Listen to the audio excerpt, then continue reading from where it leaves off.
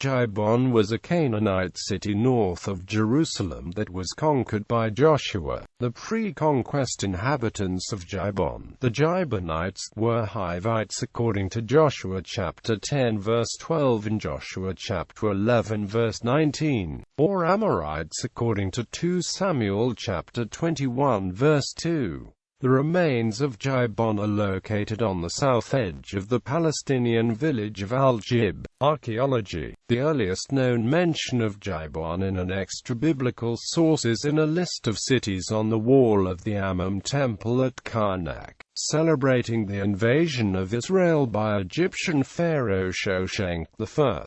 The remains of Gibeon were excavated in 6 expeditions from 1956 to 1962, led by the University of Pennsylvania archaeologist James B. Pritchard. Gibeon was founded in the early Bronze Age, for the excavators discovered 14 ebb storage jars beneath the foundations of the Iron Age wall. Other ebb remains were discovered at the top of the tell, but the stratigraphy had been destroyed by British gunfire during the First World War. It is probable that there was a defensive wall, but this has not yet been found. Tombs cut into the rock on the east side of the hill contained ebb jars and bowls, formed first by hand and then finished on a slow wheel. The early Bronze City was destroyed by fire, but no date has been determined for this destruction. The Middle Bronze Age is known from shaft tombs on the west of the city. 26 MBI tombs have been found, but the crudeness of the pottery they contain indicate that the people may have been nomads camping on an unfortified site. The remains are similar to those found elsewhere at Jericho, Lachish and Megiddo. In MBI, however, a substantial city with finely made pottery was found.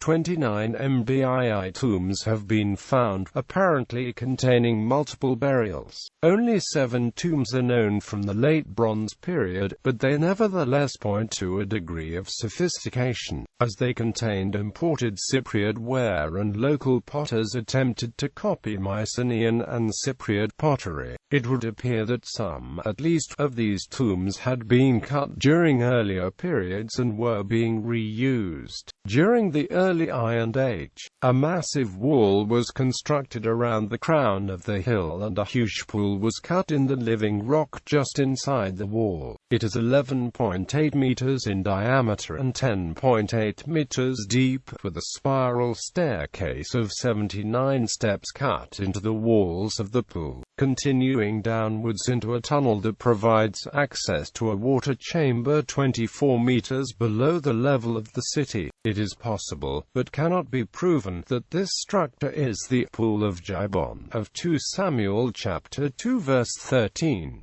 Later in the Iron Age, another tunnel of 93 steps was constructed to a better water source below the city, starting from a point near the pool. A second access point to this source from the base of the hill is still in use today. This was apparently the city's period of greatest prosperity. In the 8th and 7th century BCE there was a considerable wine industry. That cellars with room for 95,000 liters of wine have been found. Impressive among these finds are 63 wine cellars from the 8th to 7th century BC. Hebrew inscriptions on the handles of wine storage jars, most of which were excavated from a large pool matching the biblical description, made the identification of Gibeon secure and a landmark product of biblical archaeology. Pritchard published articles on the production of wine, the Hebrew inscriptions, the rock-cut wine cellars, and the well-engineered water conduits that supplied the city water. For the 6th to the beginning of the 1st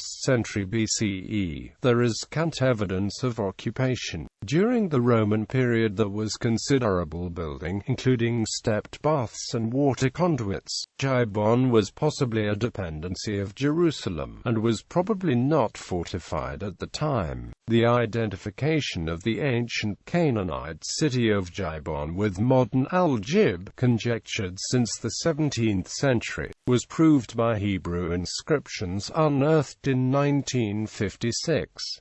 Biblical account. Canaanite Gibeon. After the destruction of Jericho and Ai, the people of Gibeon sent ambassadors to trick Joshua and the Israelites into making a treaty with them. According to the Bible, the Israelites were commanded to destroy all inhabitants of Canaan. The Gibeonites presented themselves as ambassadors from a distant powerful land. Without consulting God, Israel entered into a mutual pact with the Gibeonites. Joshua realized he had been deceived, but he kept the letter of his covenant with the Gibeonites to let them live. However, he cursed and enslaved them as woodcutters and water carriers. In retaliation for allying with the Israelites, the city was later besieged by a coalition of 5 other Amorite kings led by Adoni-Zedek, king of Jerusalem, along with Hoham of Hebron, Piram of Jarmuth, Japhia of Lachish, and Debir of Eglon. The Gibeonites appealed to Joshua, who led the subsequent victory over the Amorites amid miraculous circumstances, including deadly hailstones and the suspension of the movement of the sun and moon until the Amorites were completely defeated. 2 Samuel chapter 21 verse 2 indicates that Saul pursued the Gibeonites and sought to kill them off in his zeal for the children of Israel and Judah. Much later, after the death of Absalom and King David's restoration to his throne, Israel was visited by a grievous famine, which was believed to be as a result of King Saul's treatment of the Gibeonites.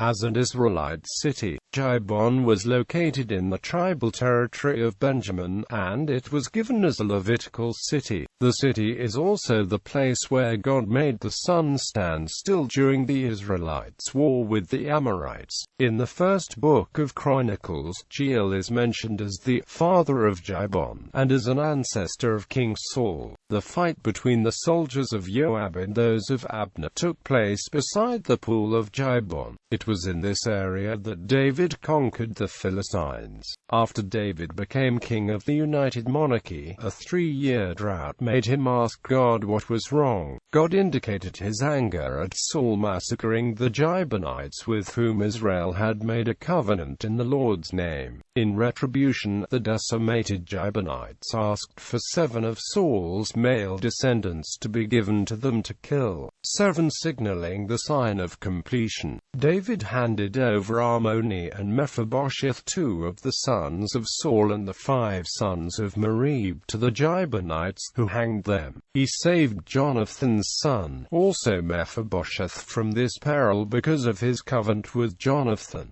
Amasa was also killed here. There was a great high place in Gibeon where Solomon offered 1,000 burnt offerings. On this occasion God appeared to him in a dream and granted him wisdom. Hananiah came from this city. After the exile of the Israelites to Babylon, Gibeon belonged to Judea. For some period of time, the tabernacle of the Lord was set up here at the high place. In the book of Joshua, ancient Gibeon is described as a large city, like one of the royal cities, and as being the place where Joshua made the sun stand still. The flat and fertile land with many springs which surrounds it gave rise to a flourishing economy, attested to in the large number of ancient jars and wine cellars discovered there. The jars could hold 45 liters of wine each, and 66 wine cellars 2 meters deep and dug out of rock have been unearthed in Gib.